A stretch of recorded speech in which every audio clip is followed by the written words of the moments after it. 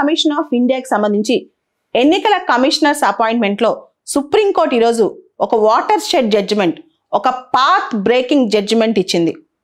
మనందరికి తెలుసు election commission of India రాజ్యాంగబద్ధ సంస్థ అని. ఆర్టికల్ 324లో ఎన్నికల కమిషనర్స్ అపాయింట్మెంట్ గురించి ఉంటుంది. భారత ఎన్నికల సంఘం ఎలక్షన్ కమిషన్ ఆఫ్ ఇండియాలో ప్రెసిడెంట్, చీఫ్ ఎలక్షన్ కమిషనర్ను మరియు ఇతర ఎలక్షన్ కమిషనర్స్ను అపాయింట్ చేస్తారు. పూర్తిగా ఎన్నికల సంఘంలో ఎంతమంది ఎలక్షన్ కమిషనర్స్ ఉండాలనే విషయంలో రాజ్యాంగంలో ఎక్కడా రాసలేదు. అది ప్రెసిడెంట్ మే థింక్ ఫిట్ అనమాట. అంటే చీఫ్ ఎలక్షన్ కమిషనర్తో పాటు కొంతమంది ఎలక్షన్ కమిషనర్స్ ఉండవచ్చు. మనం ఇప్పుడు ఒక సిఈసి, ఇద్దరు ఈసీస్ని అపాయింట్ చేసుకుంటూ ఉన్నాం. మనందరికి తెలుసు గవర్నమెంట్ అపాయింట్మెంట్స్ అంటే ప్రధానమంత్రి ఎవరి పేరు చెప్తే అది ప్రెసిడెంట్ సైన్ పెడతారు. అంటే ఎన్నికల సంఘం అనేది మనకి కీలక పాత్ర పోషించుద్ది ఫ్రీ అండ్ ఫెయిర్ డెమోక్రసీలో. ఈరోజు సుప్రీంకోర్టు దీనికి సంబంధించి ఒక వ్యాఖ్య చేసింది. డెమోక్రసీలో ప్యూరిటీ ఆఫ్ ఎలక్షన్స్ అనేవి చాలా ఇంపార్టెంట్, లేకపోతే తీవ్రమైన పరిణామాలకు దారితీస్తాయని. అంటే ఎలక్షన్స్ చాలా ఫెయిర్గా, ఫ్రీగా ఉండాలి.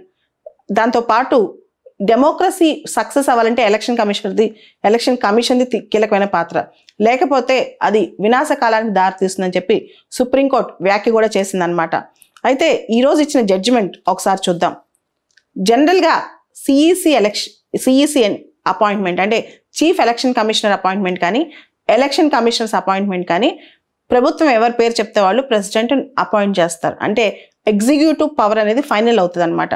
అంటే అవి ఆల్మోస్ట్ గవర్నమెంట్ అపాయింట్మెంట్సే. ఒకప్పుడు అంటే మనం గవర్నమెంట్ అపాయింట్మెంట్ చేసిన వ్యక్తి గవర్నమెంట్ వ్యతిరేకంగా నిర్ణయాలు తీసుకోగలడా, రూలింగ్ పార్టీకి వ్యతిరేకంగా నిర్ణయాలు తీసుకోగలడా? దీని మీద చాలా పెద్ద పిటిషన్లే సుప్రీంకోర్టులో పడ్డాయి. ముఖ్యంగా ఎలక్షన్ కమిషనర్స్ చాలా వరకు 6 సంవత్సరాల కాలమే పూర్తి చేయట్లేదు. 2 ఏళ్ళు 3 ఏళ్ళు, అసలు అతి అరుదుగా 6 years పూర్తి చేస్తున్నారు అనమాట. రీసెంట్గా ఒక ఐఏఎస్ ఆఫీసర్ అరుణ్ గోయల్ అని ఆయన చాలా ఫాస్ట్గా అతను వాలంటరీ రిజిగ్నేషన్ చేసి విత్ ఇన్ ఫ్యూ డేస్లో అతను ఎలక్షన్ కమిషనర్గా అపాయింట్ అయ్యారు.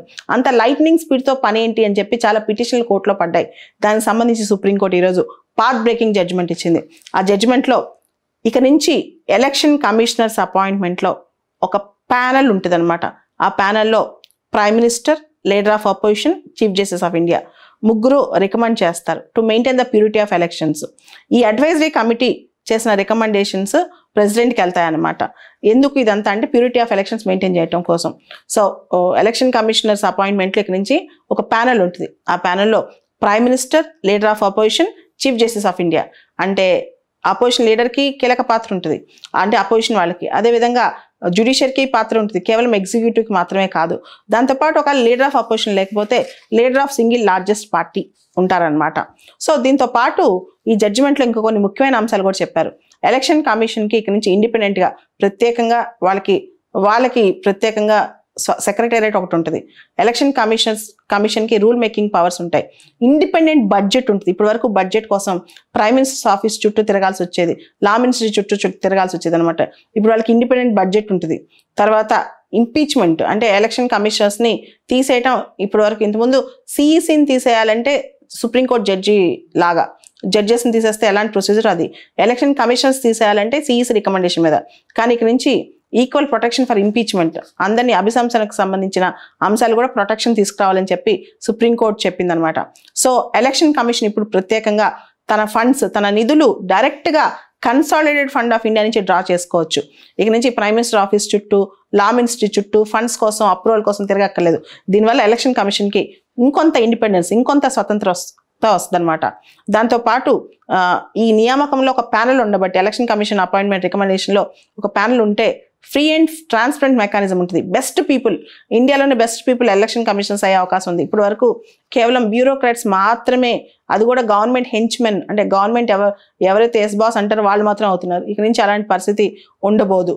దాంతోపాటు మనందరికి తెలుసు CEC, EC terms, election commissioners, chief election commissioner కానీ ఈసీ టర్మ్స్ 6 years అనమాట. సో జనరల్గా వీళ్ళందరూ ఫార్మర్ బ్యూరోక్రాట్సే.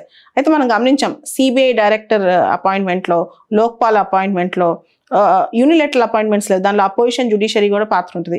అలానే ఇప్పుడు ఎలక్షన్ కమిషనర్స్ అపాయింట్మెంట్లో కూడా అపోజిషన్ వాళ్ళ పాత్ర, జ్యుడిషియరీ వాళ్ళ పాత్ర ఉంటుంది అనమాట. ఈ మొత్తం ఇంత ఫాస్ట్గా సుప్రీంకోర్టు జడ్జిమెంట్ ఇవ్వడానికి కారణం అరుణ్ గోయల్ అనే ఐఏఎస్ ఆఫీసర్ను విత్ ఇన్ 24 hours, అతను ఐఏఎస్ ఆఫీసర్గా రిజైన్ చేసిన విత్ ఇన్ 24 hours అతన్ని ఎలక్షన్ కమిషనర్గా అపాయింట్ చేయడం అనమాట. దీని మీద పెద్ద దుమారమే రేగింది. సుప్రీంకోర్టు ఈ ఫైల్ మొత్తం స్టడీ చేస్తుంది. దాంతోపాటు ఈ రోజున ఇటువంటి పాత్ బ్రేకింగ్ జడ్జ్మెంట్ ఇచ్చింది.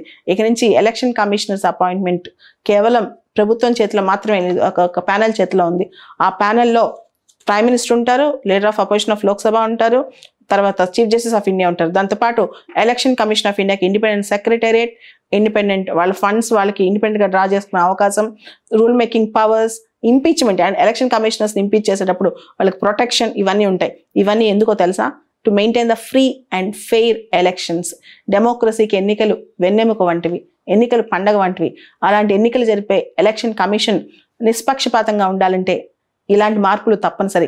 ఇదే పద్ధతి క్యాగ్ అపాయింట్మెంట్లో, అంటే control and auditor general, public service commission members అపాయింట్మెంట్లో, ఇలా రకరకాల అపాయింట్మెంట్స్లో కూడా తీసుకొస్తారని కోరుకుందాం. ఎన్నికల కమిషనర్ల అపాయింట్మెంట్ సంబంధించిన ఈ జడ్జ్మెంట్, అంటే ఈ తీర్పులో జస్టిస్ కేఎం జోసెఫ్ గారి ఆధ్వర్యంలో 5 జడ్జీలు గల ధర్మాసనం ఈ తీర్పు ఇచ్చింది.